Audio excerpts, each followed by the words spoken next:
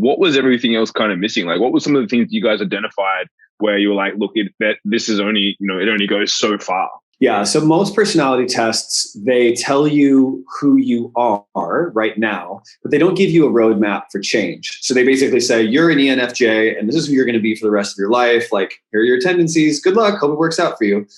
And I come from a personal development and coaching background where we help people change things about themselves and transform areas of their life that aren't working.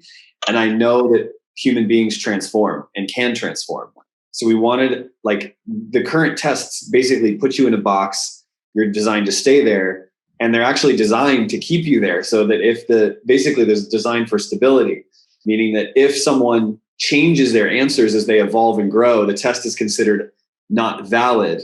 But actually, in many cases, that's the evidence of people's evolution. That's the evidence of their growth and the transformation they're happening. So that's a huge thing. Is one of the gaps. Is there anything else, Sarah, that you kind of saw that as you were going through them? No, I think those are definitely the main ones.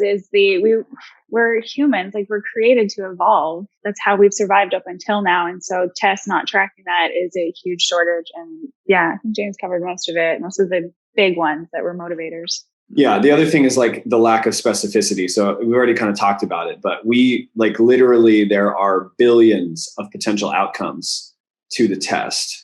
So every answer you get is going to be very specific to you. It's very unlikely that any other human on Earth is going to have the same unique cluster of traits and blind spots. And so in that way, you're a very, very unique profile.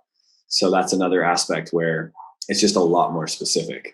So what are the pros for someone who's a business owner, entrepreneur, like being able to understand these things? What's the big benefits for them of really diving in and understanding this? So if you run a business, knowing with precision your actual traits and strengths tells you a lot. It tells you, number one, who you need to hire to support you.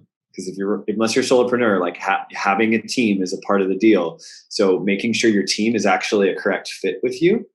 And then not just that, but understanding your team well enough so that they can be motivated to do what it is you want them to do. Because there are so many ways that we ascribe motivation and meaning to our reality that if you can understand that for each of your team members, you can speak to them in like their native tongue, right? And they may all speak English, but we all have a native tongue in terms of our emotions and the things that matter to us and the framework through which we think of ourselves in the world. So it's super useful. It's like cheat codes for knowing how to lead your team and who you need on your team in the first place. Awesome. I love that. Would you add anything to that, Jara? No, I think that's all encompassing to what it really does for teams. I think, the right team, where your breakdowns are, so you can set up your accountability on the things you do want to learn. And then for business partners, like you already mentioned, between us, like, okay, are we the right mesh for the goal that we're working towards? It's very clarifying. And how do you even work together? Because that's such an intimate relationship. Yeah.